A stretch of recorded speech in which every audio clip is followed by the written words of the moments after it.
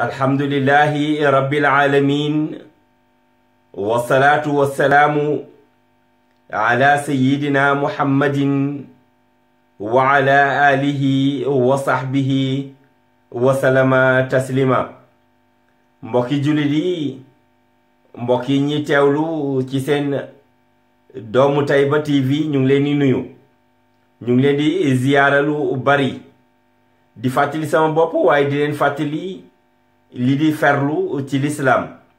xam nga mbir la moo xamee ni jullit ñu bari dañ ko sàggane, waaye nag mbugalu bàmmeel da cee nekk.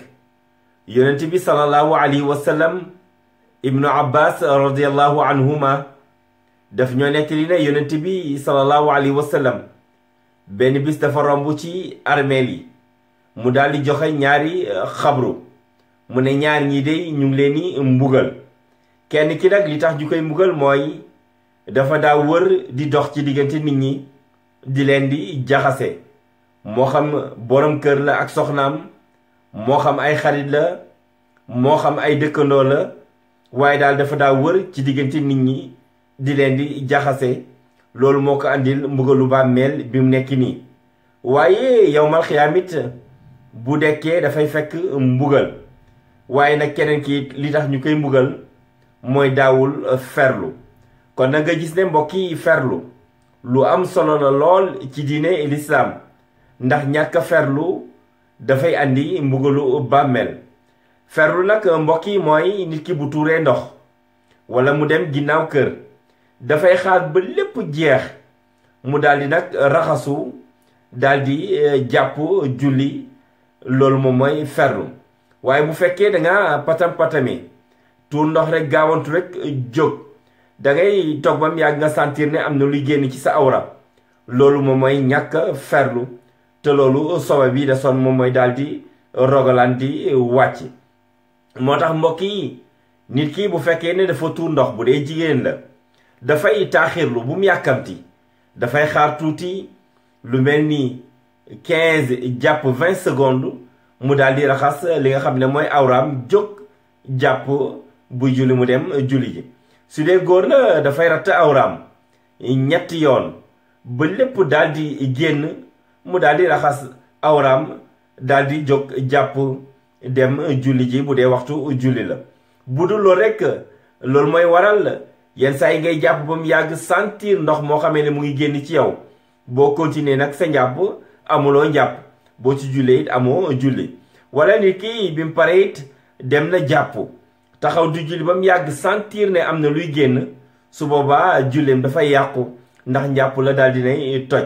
te yonent bi sallallahu alayhi wasallam dafa wax ne képp ku sa njàpp baaxul sa julli baaxul.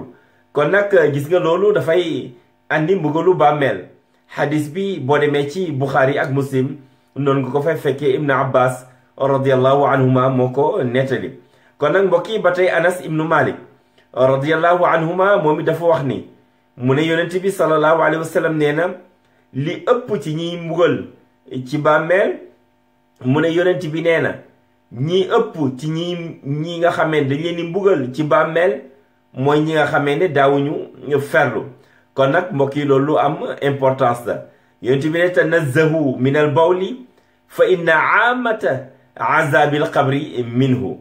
kon loolu lu jara bàyyi xel la. jullit bi war nay fexe ba toog di ferlu ba daal di set mu daal di génn. gis nga boroom xam-xam yëpp nag ci mazhab yëpp nag, Malik, Shafii, imam Ahmad ak mazhab imam Hanbal, ñoom ñëpp d'accord nañ ne képp koo xamee ne ferluwul ba daal di set, su jàppoom baaxul, waaye bu jullee julleem baaxul.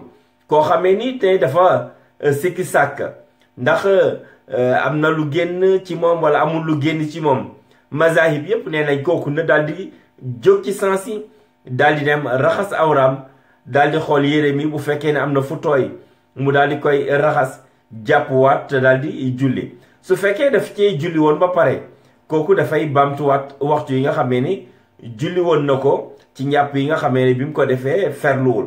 kon mbokk yi nañ bàyyi xel ne ñàkk a ferlu dafay andi mbugalu bàmmeel. ndax Abi Hurayra wala Ibn Abbas laa bëgg a wax mooy ki nga xamee ne moom moo ko nettali.